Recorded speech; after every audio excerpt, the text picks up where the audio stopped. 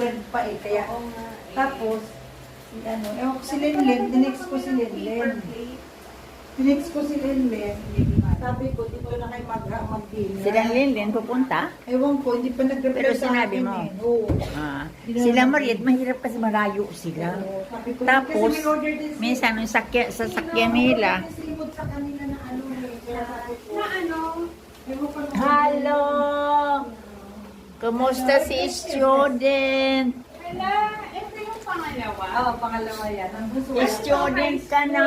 Oo, grade 11. Hello, Perpetual? ay, bless. Sa ano siya, hindi, sa St. Francis. Saan siya? Yung perpetual, yung isa. Sa perpetual siya? Hindi, yung sa St. Anong Francis. kinukuha? Ha? Tatlo sila. Bodyguard ka, bodyguard. Bodyguard ako. Anong kinukuha niya? Ito, kinukuha niya, aircraft din. Tatlo sila? Oo. Yung isa bunso, bless, bless, bless.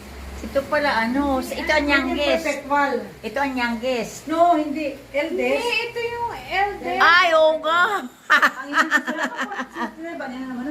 Aba, parang galing lang yan sa bahay ng isang araw.